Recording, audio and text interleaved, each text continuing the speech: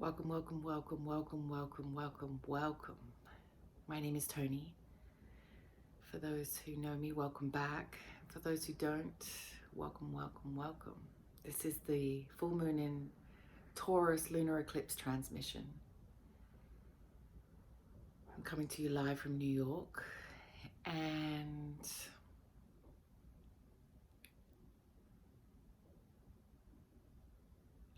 I'm reporting in what's coming through me.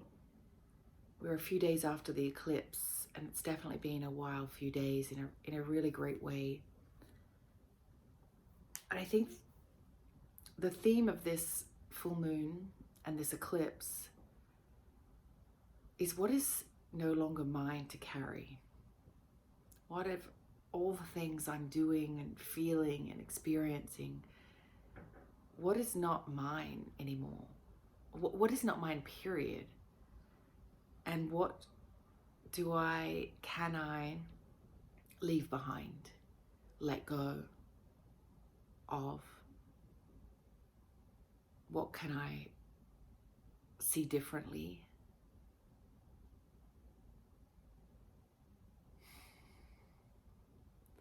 Taurus is very grounded and practical. And so as I apply also those elements, I started to look at my life and things that were showing up over the last few days, really just to see what is it that I've been carrying or connected to that isn't even mine. Sadness, loneliness, confusion,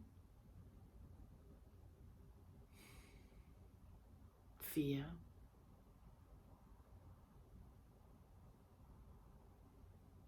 Emptiness. So as I've been tuning in to the Taurus energy, which every star sign has a mantra. I may have said some of these before, but Taurus is I have.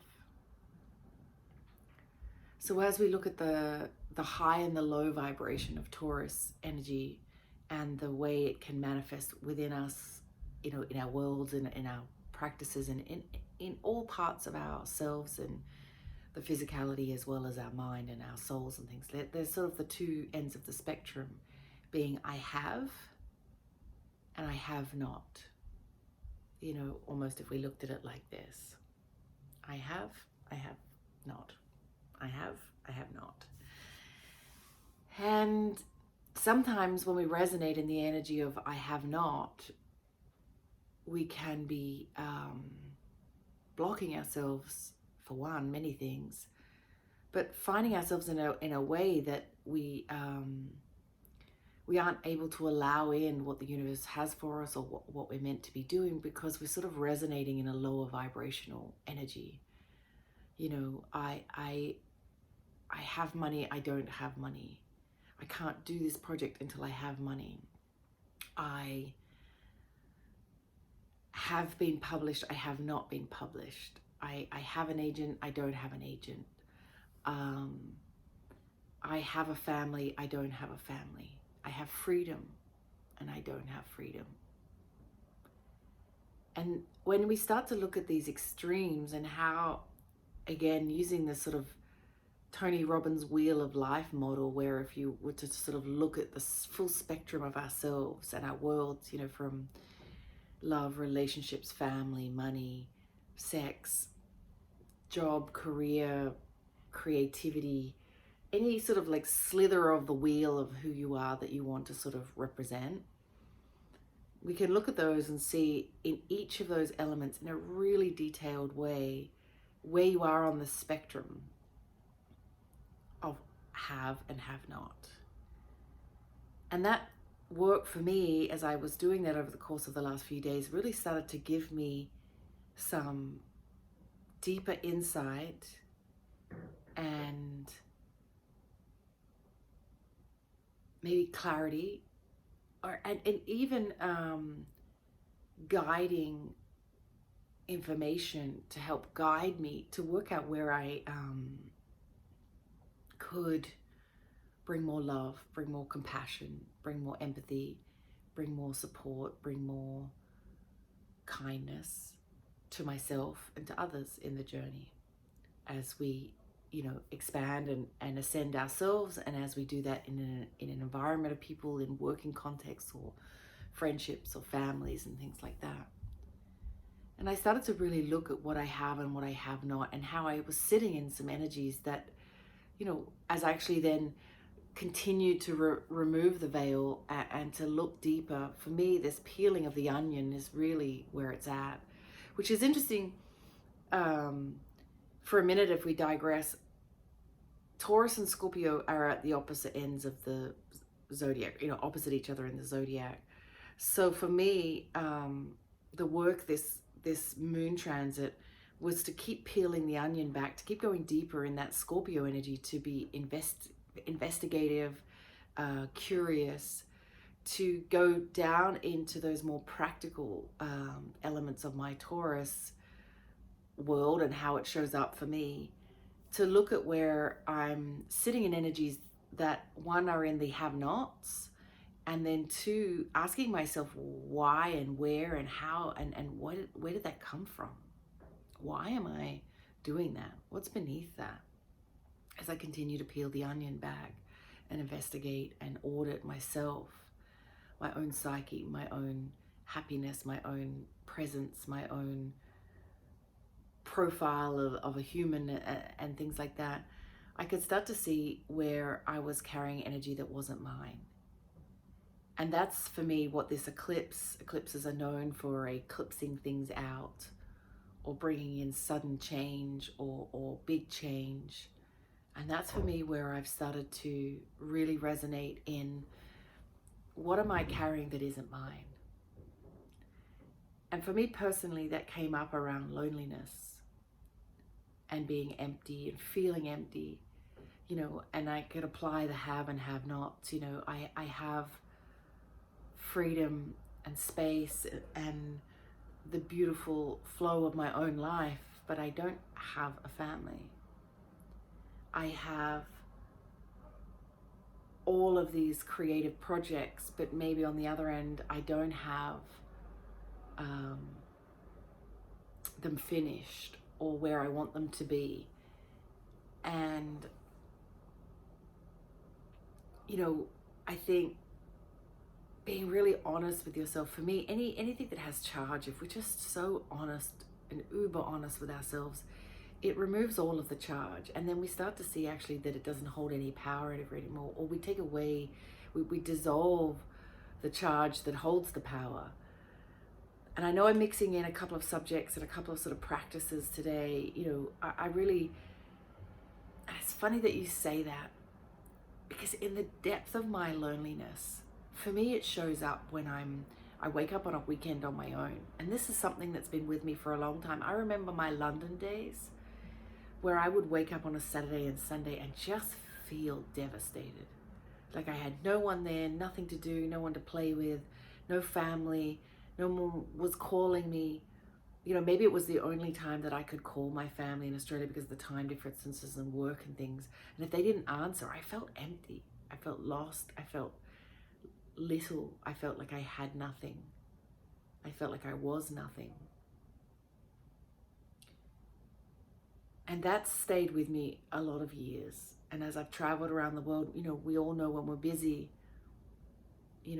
we're out and about, we're doing things. And then when we stop and we get off the treadmill to some degree, all of the things that we've maybe been avoiding or stuffing full with something else, they just whoosh right back. So for me, what showed up this last cycle was loneliness and emptiness, and that feeling of, I can entertain myself during a weekday, but when it comes to the weekends, then it's just, there's no more hiding that I'm alone. And on one hand, there's such a joy and beauty to that I have nowhere to be or nothing sort of needing me, or, I could really roll in my own time and energy. But at the same time, there's an emptiness and a loneliness and a sadness that's connected with that, because, it pings for me very strongly that I have time and energy and maybe freedom, but I don't have a family. And that's something I want and I deserve and I look forward to and I am calling in and I really wish for. So what's coming to me now is how important being able to view what we do have and how we can use that to comfort, to support, to guide, to bolster us through the times that feel a little trickier than others or feel a little more sensitive than others.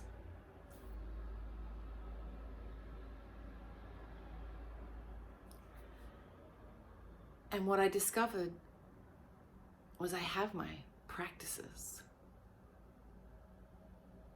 I have my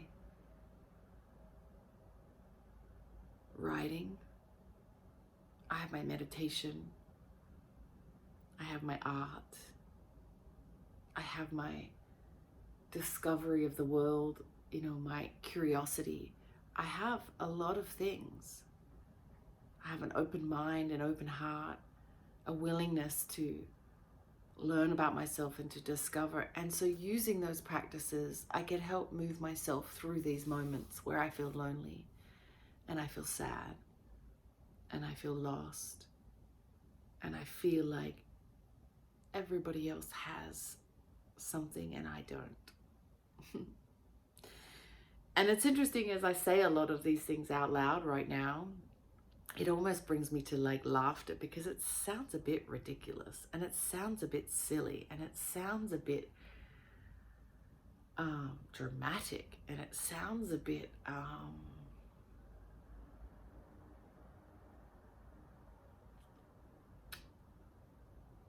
I don't want to say ungrateful, but it definitely sounds like more of the have-not vibration. Because when we tune in to who we are and we stop for a minute and we sit still and we look at what we really actually have, there's so much there. I have so many women in my life. As I think about my own journey, then when I see other women and men, but for this moment I'm feeling about the power of women. We often only see what we don't have. There's a classic saying, wives' tale, when there's a job application, a job description, and a woman would look at it and see 3 tasks out of 5 that she could do, and she probably wouldn't apply, saying, I can only do 3s. I don't have what it takes to get that job. A man maybe has 1 and says, stuff it, I'm going to give it a go and I'm going to apply for it. And they do. And I think that's a classic example of the differences in ways maybe that women frame things and maybe men see things, that they resonate differently in the have and the have-nots. So this message goes out to everybody, men and women, for you to be curious around what you have in your life and to honor those and to really see them and take time to take inventory of that. Because when we double down or we invest or we honor what we have, which is often so much more than what we think, because we're stuck in maybe the low vibrational of seeing ourselves, or only through the lens of I have not, then it holds us back from the other side of the coin blossoming, the other side of the coin expanding, the other side of the coin, taking in everything that we can to become more in the haves, or to um, call in the things that we're looking for to expand ourselves, to bring more joy, to bring more happiness.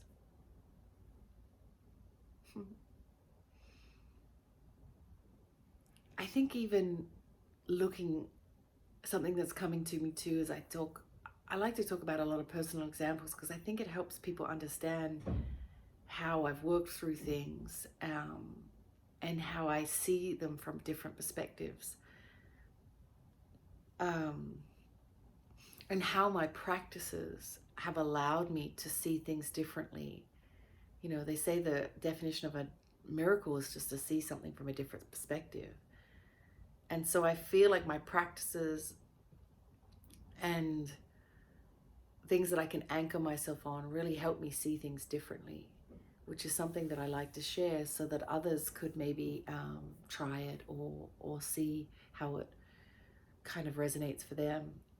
But I also look back at the narcissistic relationship that I was in for 3 years, that there were many moments that this person that I was in relations with would,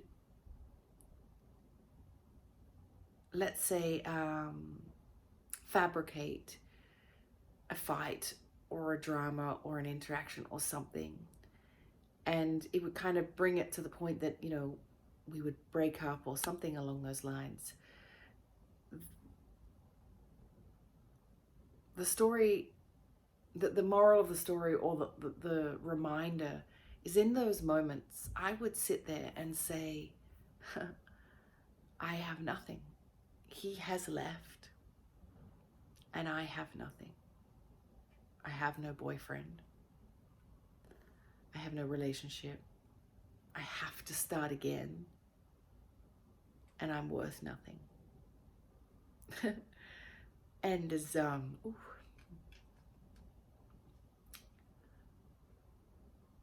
and now through a different lens, I realize how beautiful that is to have seen a different perspective.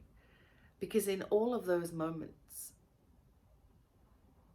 I had more than what I thought I did or what I saw. All I saw was the have not of the physicality around the relationship, which wasn't healthy, which wasn't good for me, which wasn't supportive and loving. But that sort of desire to have something better than nothing, because of the emptiness and the loneliness, it overrode and really blocked me from seeing, you know, I have a beautiful life. I have a lot to give. I have a lot of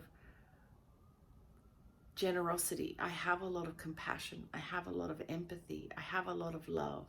I have a beautiful home. I have a lovely, amazing array of businesses. I have an incredible group of friends. I have a lot of experience. I had a lot of wisdom, and it blocked me, my own self. No fault to anyone. It was me, that I couldn't see those things because I was so stuck in the have-nots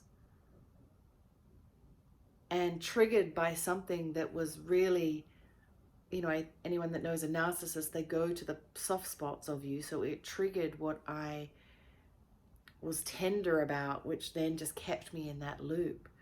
So this eclipse for me is letting go of things that aren't mine. That fear and funk around that relationship, whilst I played a lot of roles within it, a lot of that wasn't mine. You know, we look at collective or generational or even ancestral fear and loneliness and sadness and pain.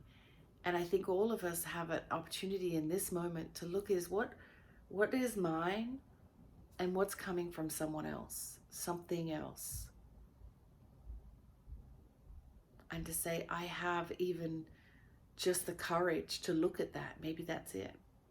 Maybe you're not ready to let it go yet, but maybe you have the courage to look at it differently. Maybe you have the open-heartedness to actually even consider that maybe you could help someone else by letting this go for you, let alone yourself. So I invite you to reflect on your life and all the parts of it, the slithers of your life, and look at where you are vibrating in a have not versus a have. And really ask yourself, what could you see differently about that? How could you create a miracle for yourself to see it from a different perspective so that you can step into more of the have,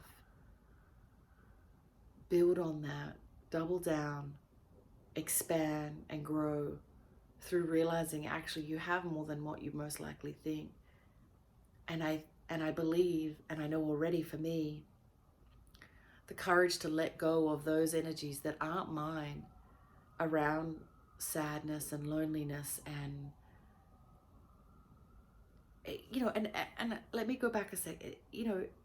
Let me just say it's not a matter of like they're not 100% not all mine, but maybe elements that I picked up from other people in my journey, and therefore to separate what is mine and what is someone else's, or what is maybe something that is deeply rooted in you that has been there for years that maybe you picked up unknowingly.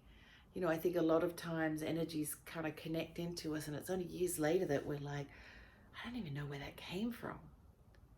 So that's my invitation for this moon cycle, for you to work through, eclipses work through us definitely days before and days after. So, starting to observe and being aware of how you may be in these different energies.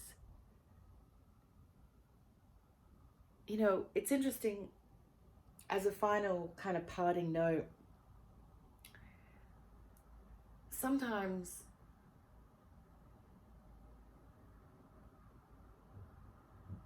when I talk about my practices, sometimes it's interesting for me to kind of step back and look at how I got to where I am today, and how this journey for me has evolved. And I think it really boils down to practices. For me, writing every day about how I feel and what I'm going through, and being on mission in a state of awareness or presence with myself and the universe and the signs and the signals and the things. It's being in conscious relation with yourself all day, all night, through my dreams and other practices is really special, but it takes work. And I think sometimes, when I spend time with friends, clients, kids, whatever, kind of arena I'm in, sometimes I think about how can people, what are the practical steps of how people can get to a higher state of awareness? And it's really simply that, practicing awareness. To me, it sounds like sliced bread in this moment, but it's really as simple as that. What does that mean? It means when I wake up, I observe how I'm feeling. I follow my practices. I, drink water first thing to nourish my body. I sit in meditation. I nourish my body with food and breakfast. I,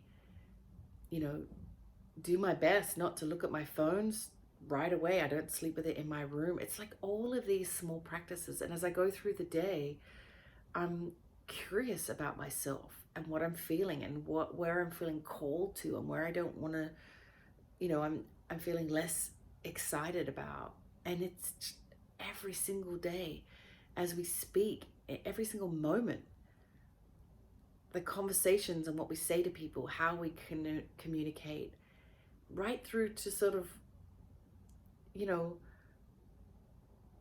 it's everything, the whole day being on mission and being in observance of myself. And that becomes a sort of second nature experience, a second nature sort of way of behaving, being curious about how I react to things, monitoring my behavior, and and looking at what patterns show up when I feel uncomfortable or when I'm in situations that I don't have control over. How do I react, and how do I hold space for myself? You know, all throughout the day, right through to my writing every day, and when I go to bed, I say my prayers by my bedside. Every single thing is a practice. My dream work at night, it's all a practice. Everything. And as we practice our art or our writing or our cooking or whatever you're into, everything is a practice. And those practices, the tangible practicality of those practices are what have helped me raise my consciousness and be more aware and be willing to look at everything, to lift every stone. Why did I say that? Why did I do that? And actually, even before the whys, for me, is just like, you know, even in these transmissions, I know that I'm pausing and calling in the right words, you know, working through my mind as it brings up something, to then give it space to let the flow still continue, but to be aware and curious and just all of the pieces. So I wish you a beautiful transit. I say thank you again for joining me always, and enjoy your inventory of your practices and where you can shift some of those for a higher vibration, and looking at what you can eclipse out of your life that isn't yours to carry anymore. Making a conscious choice, again, using the practices to help you support the eclipsing out of that, to change those ways, those flows, those practices, so that you can bring in new ones. New ones to support your amazingness and your ascension and your joy and happiness and abundance and all of those things that you deserve. I love you very much. This is a reminder. I love you very much. And thank you. This is a reminder. This is a reminder. This is a reminder. You are loved. And remember that through curiosity and practice and open heart, we can move ourselves through these moments towards love and joy and abundance in every possible way. It's really simple. I love you, love you, love you. Have a great transit, and I'll see you soon. Bye.